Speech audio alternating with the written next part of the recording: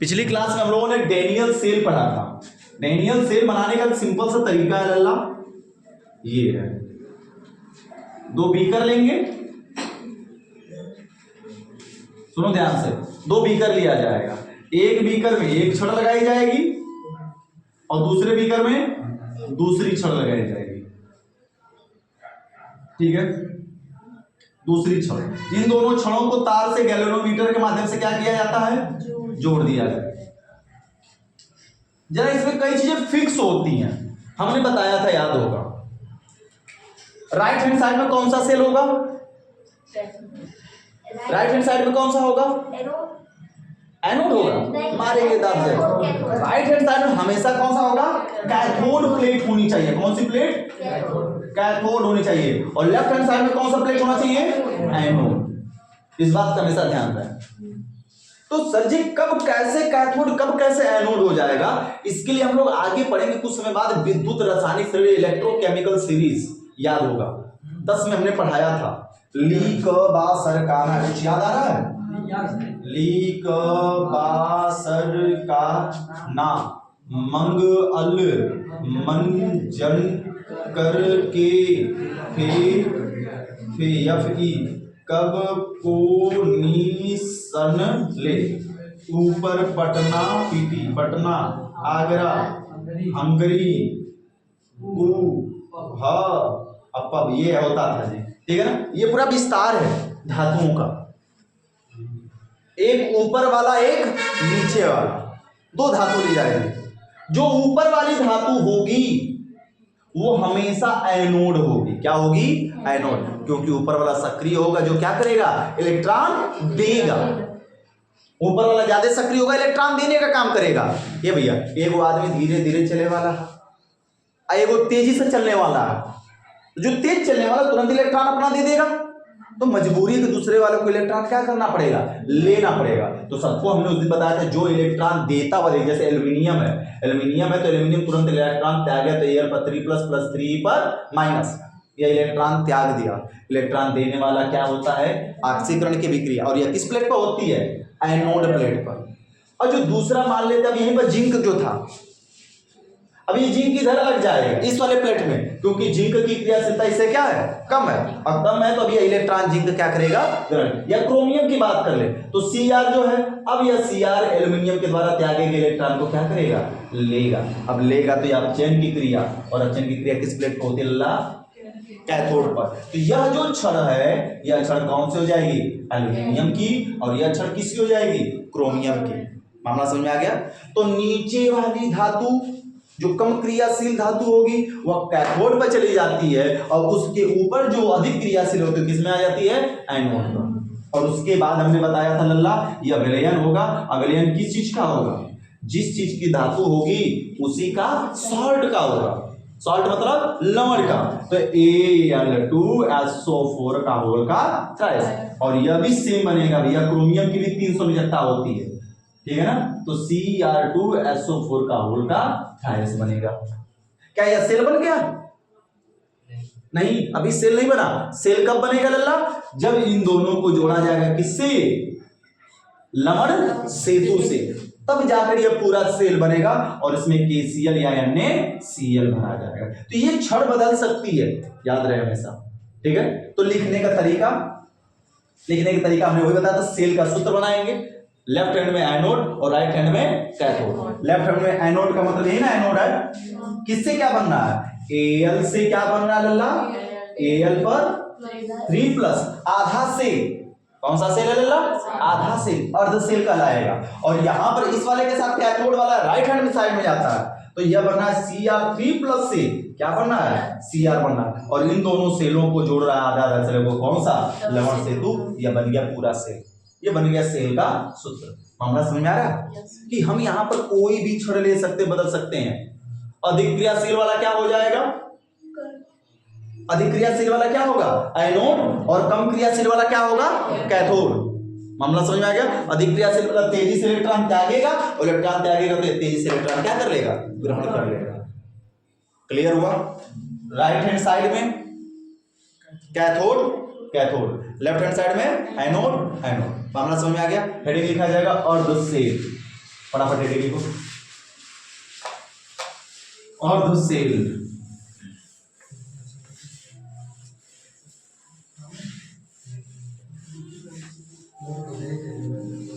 अर्धसेल किसे कहते हैं लल्ला?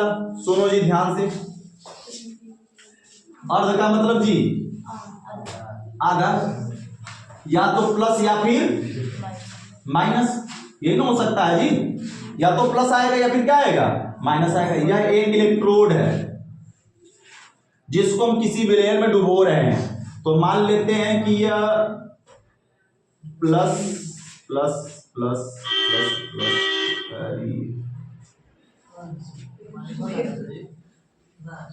Minus minus minus minus minus minus minus minus minus minus minus, ये चारों तरफ ये लिक्विड भरा पड़ा है, इसका विलेयर भरा पड़ा है।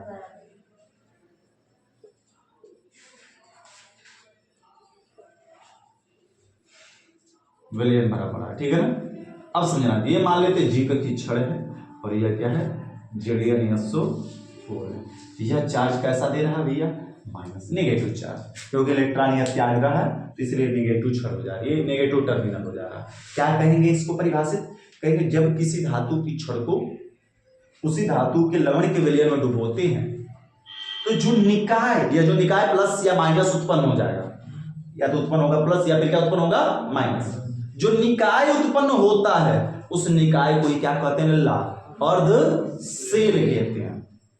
फिर से रिपीट कर, जब किसी धातु के छड़ को उसी के लवण के विलयन में डुबोते हैं तो जो निकाय उत्पन्न होता है उस निकाय को क्या कह दिया जाता है, हाफ सेल, या जिसको हम कहते हैं अर्धसेल कहते हैं। और अर्धसेल को किससे रिप्रेजेंट किया जाता है, सिंगल खड़ी या थोड़ी सी पट पाई को हल्की से झुकी हुई होती है स्लैश टाइप का, तो इसे सिंगल लाइन द्वारा प्रदर्शित करते हैं। समझ में आता है, परिभाषा लिखा गया, देखो देखो, जब किसी धातु की छड़ को,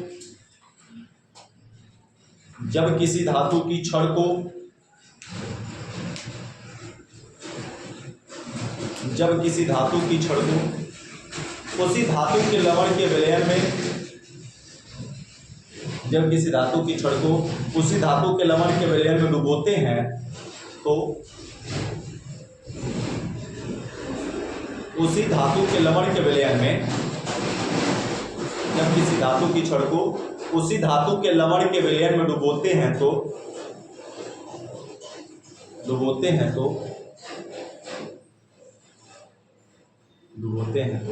जो निकाय उत्पन्न होता है, डुबोते हैं तो जो निकाय उत्पन्न होता है, जो निकाय उत्पन्न होता है उसे, जो निकाय उत्पन्न होता है उसे क्या कहते हैं, अर्धसेल कहते हैं, उसे अर्धसेल कहते हैं। समझ में आ गया। सेल में, सेल पूरा कब होगा, जब उसमें प्लस और माइनस दोनों होंगे, दोनों टर्मिनल दिखाई देंगे। इसमें केवल एक ही फेस दिखाई दे रहा है, एक का वो फेस को पूरा कर देंगे क्या, नहीं, ये आधा है। तो हमने समझा 36 अर्धसेल कहते हैं। अर्धसेल को खड़ी पाई द्वारा थोड़ा सा झुका हुआ द्वारा प्रदर्शित करते हैं, अर्धसेल को एक पट पाई द्वारा प्रदर्शित करते हैं। हो गया। चित्र नहीं बनाना अभी, इसमें चित्र की जरूरत नहीं है बनाने की, चित्र की जरूरत एकदम सेम टू सेम किसी और में पड़ेगी बनाने के लिए। हो गया। अब देखो, इसी अर्धसेल के कारण एक निर्माण हुआ इलेक्ट्रोड विभव का। यहाँ पे क्या उत्पन्न हो रहा है, विभव। देखो, एक प्लस उत्पन्न हो रहा है छड़ के पास में, क्या उत्पन्न हो रहा है, एक प्लस और एक क्या उत्पन्न हो रहा है, माइनस। तो प्लस माइनस उत्पन्न होता है तो उसे क्या कहते हैं, विभव। तो यह जो विभव उत्पन्न हो रहा है, इस विभव को कहते हैं क्या, इलेक्ट्रोड। इलेक्ट्रोड मतलब छड़ का, और विभव मतलब विभव, छड़ पर उत्पन्न हुआ प्लस और माइनस। तो यह प्लस माइनस क्या बाहर उत्पन्न हो रहा है, बाहर तो एक ही टर्मिनल है, इस अंदर जहां संपर्क कर रहा है छड़ और विलयन, जहां संपर्क कर रहा है वहां पर उत्पन्न हो रहा है एक प्लस और एक माइनस। तो क्या कहा जाएगा, ध्यान से, परिभाषा तो सेम टू सेम यही कॉपी की जाएगी, बस थोड़ा सा मामला बदलेगा। जब किसी धातु की छड़ को उसी धातु के लवण के विलयन में डुबोते हैं तो धातु की छड़ और विलयन के संपर्क स्थल पर जहां पर विलयन और धातु क्षण, जैसे हमारा हाथ समझो संपर्क किया, तो इस संपर्क स्थल पर जो विभवांतर कोष्ठक में प्लस का माइनस, विभवांतर का मतलब प्लस का माइनस उत्पन्न होता है, तो इस विभवांतर को हम क्या कहते हैं? इलेक्ट्रोड विभव कहते हैं, और इसे कैपिटल ई द्वारा प्रदर्शित करते हैं। फिर से रिपीट कर रहा है, जब किसी धातु की छड़ को उसी धातु के लवण के विलयन में क्या करते हैं? हमें डुबोते हैं, तो धातु की छड़ और विलयन के संपर्क स्थल पर जो विभवांतर प्लस और माइनस उत्पन्न होता है उसे क्या कहते हैं भैया? इलेक्ट्रोड विभव। इस प्लस और माइनस को कहेंगे इलेक्ट्रोड पर उत्पन्न हुआ विभव, यानी इलेक्ट्रोड पर उत्पन्न हुआ प्लस और माइनस।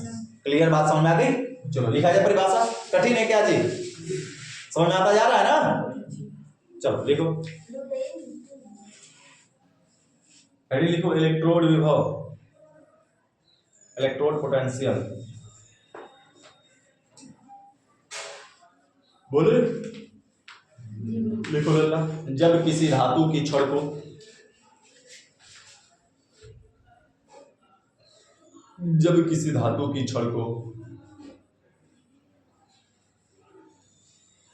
उसी धातु के लवण के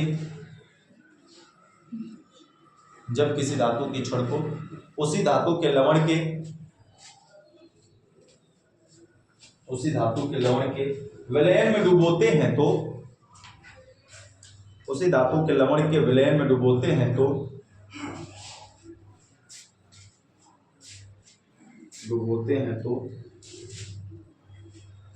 धातु की छड़ तथा विलयन के संपर्क स्थल पर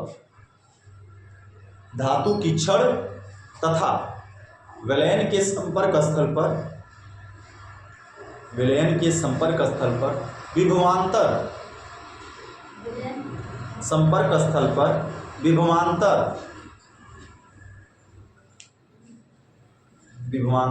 प्लस का माइनस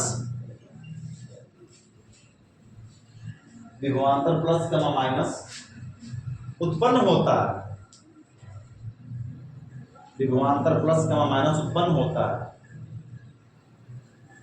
विभवांतर कोष्ठक में प्लस का माइनस उत्पन्न होता है, जिसे इलेक्ट्रोड विभव कहते हैं।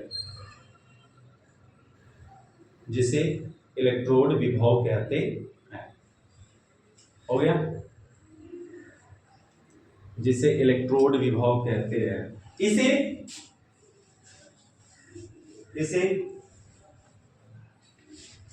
इसे कैपिटल ई द्वारा प्रदर्शित करते हैं।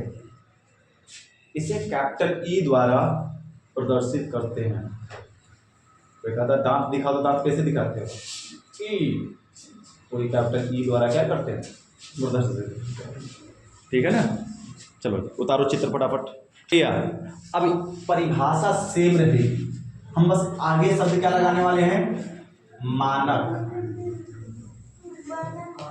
क्या हो जाएगा? मानक। चलो एक बात सुन लो जी, केमिस्ट्री में अगर मानक शब्द कहीं लग गया,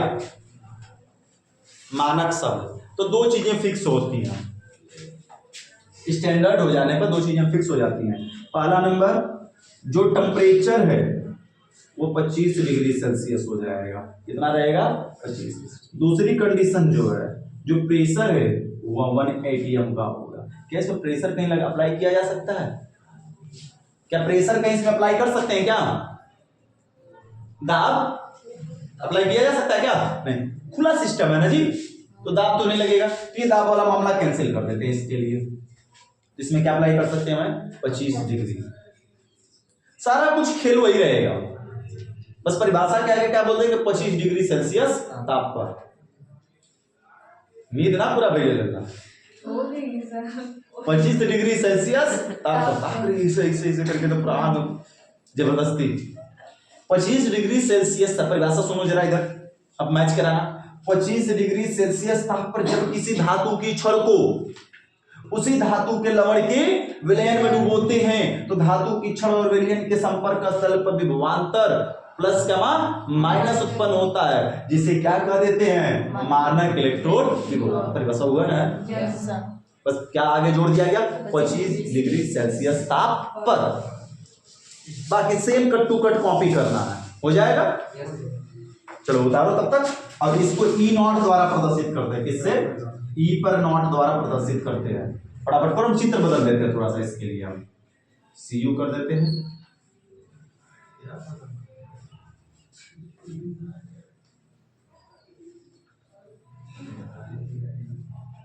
पढ़ाई छोड़ के केवल लगन चल रहा है सब का, गीत गा रहे हैं सब, खाना खा रहे हैं सब, आखिरी में सो रहे हैं सब क्लास में बैठे बैठे।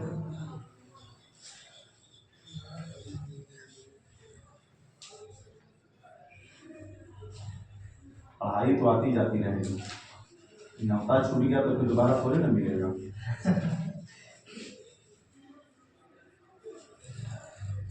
पैसा कितना मिला जी लड़की? अरे काहे नहीं मिलेगा पैसा है? दांत दिखाना है। इलेक्ट्रोड विभव तथा मानक इलेक्ट्रोड विभव में संबंध 3 नंबर पेपर में तय है। यहाँ पे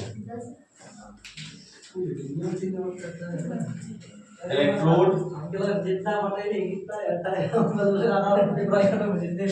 तथा मानक। ये भैया एक बात बताओ, क्या पेपर ए वो बनता है यूपी बोर्ड में है? ये पहले बताओ, पेपर यूपी बोर्ड में कौन सेट बनता है? यूपी बोर्ड में 7 सेट बनता है। इस लेसन से तुम्हारा एक सेट में कितना सवाल मिलेगा पता है? इस सेट से तुम्हारा एक सेट में एक बहुविकल्पी मिलेगा, एक लघुत्तरी मिलेगा और एक 3 नंबर मिलेगा। 2 सवाल मिलेगा, 2 से 3 सवाल एक सेट में, 3 सवाल तो 7 या 48 में है ना, 7 या 48, 7 या 21। अब 21 को क्वेश्चन, 21 को हेडिंग तो इम्पोर्टेंट तो कहलाएगी ना भैया।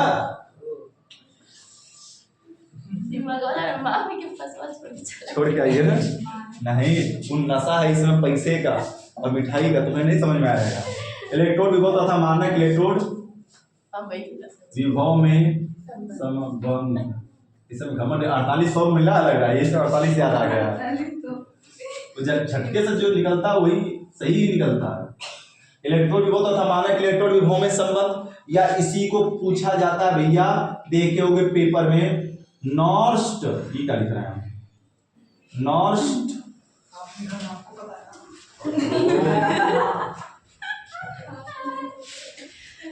नॉर्स्ट का समीकरण।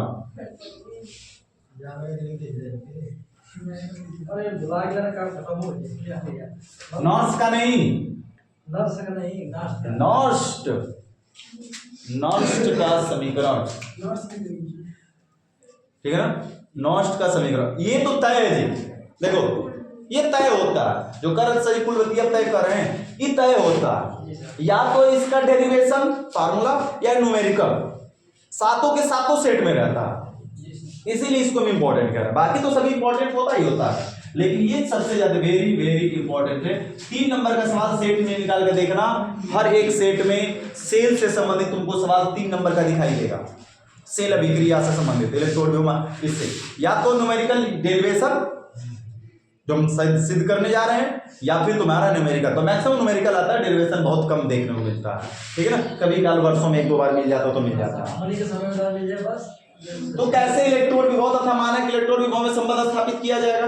तो नॉर्स्ट चर्चा ने एक समीकरण दिया था शुरुआत में, वह था E = E0 माइनस 2.303 RT बटे के NF log बेस 10। देखो कई जगहों पर नॉर्स्ट लिखा हुआ मिलेगा, इसीलिए हम थोड़ा सा लिख रहे थे, मिस्टेक हो रहा था।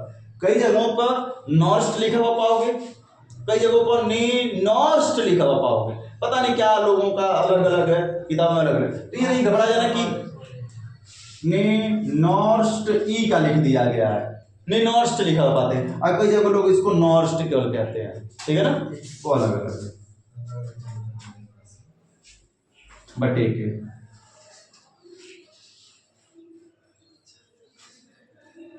अपचायक अवस्था,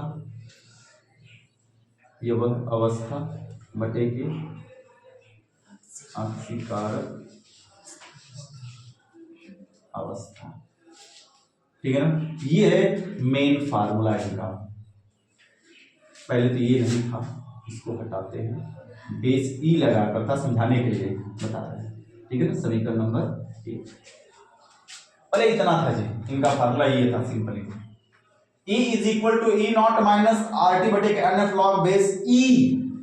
अब चायक अवस्था बटे के आक्सीकारक अवस्था, लेकिन केमिस्ट्री में जब हल करते समय ई के रूप में हल तो कर नहीं पाएंगे हम लोग, तो इस ई को हटाया जाता है। ई को क्या कहता है, हटाया जाता है। हम डायरेक्ट इसीलिए नहीं बता रहे, थोड़ा सा ई लगा के बता रहे। कई बार बहुविकल्पी में ये भी आ जाता है कि बताइए नॉश का समीकरण निम्न में से है, हालांकि 4 को भी हम लोग हल करेंगे, लेकिन ये भी आ जाता है कभी कभी उन चारों को न देकर।